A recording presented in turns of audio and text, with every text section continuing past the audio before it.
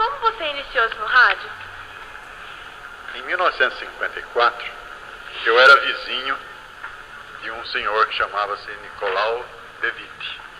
E ele, juntamente com Hernani Mattioli, conseguiram uma concessão de rádio para montar uma rádio em Araras. E eu, sendo amigo do filho do senhor Nicolau, o Ailton De Witt, e éramos da mesma idade, 13 anos, fui convidado para participar da rádio, trabalhando como sonotécnico. Era assim como se chamava na época, hoje eu não sei. E começamos ainda em caráter experimental, para ver se era aprovado ainda a rádio de Araras. Ficamos quase 2 meses trabalhando em caráter experimental, até que veio o prefixo, que na época foi ZYR 93, Rádio Clube Ararense. E como foi sua carreira dentro do rádio? Continuou como sonotécnico ou teve algum outro cargo? Ou alguma outra evolução? Existia em Araras também serviços de alto-falantes, que eram transmitidos na praça pública, né? E um deles era do Inacinho Zurita, que eu tinha amizade na época e estava sempre frequentando. E ele me convidou numa feita para que eu fizesse uma propaganda nas ruas da cidade em serviço de alto-falante, uma campanha do agasalho. Participando dessa campanha, o senhor De Witt me ouviu na rua e no outro dia me convidou para que eu passasse a ser locutor, que ele via que eu tinha jeito para coisa. E aí eu continuei durante 6 anos fazendo programas diários das 7 ao meio-dia.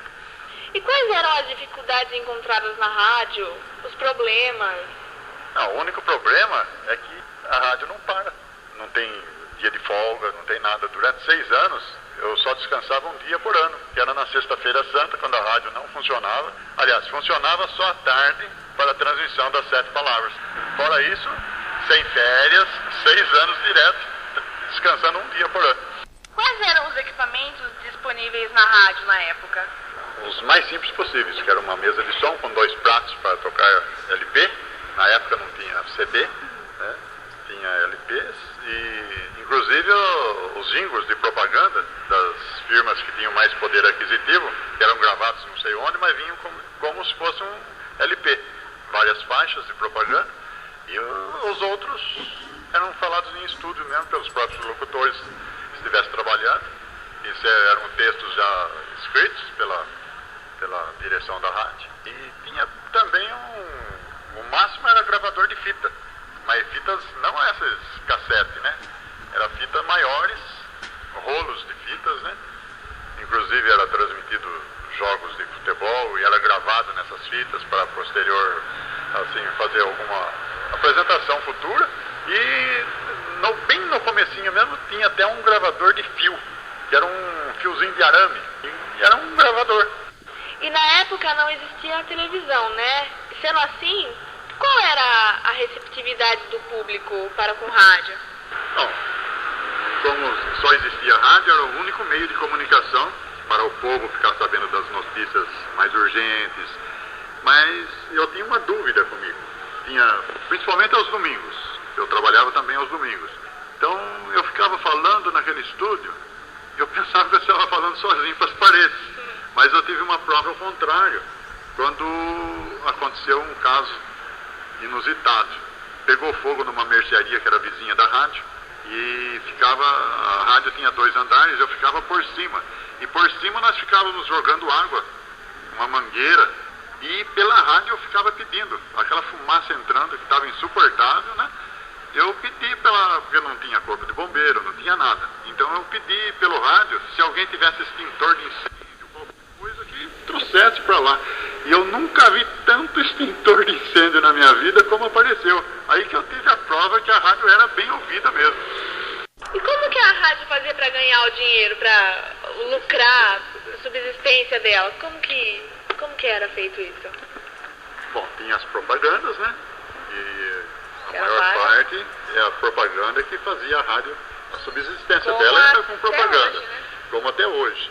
Mas na época ainda tinha uns programas que chamavam-se De Você para Você. Era oferecimento de música, por exemplo, no Dia das Mães, Dia dos Pais, nas festas comemorativas, e até mesmo assim, aniversário. Então uma pessoa ia lá, oferecia uma música para alguém, e isso era pago.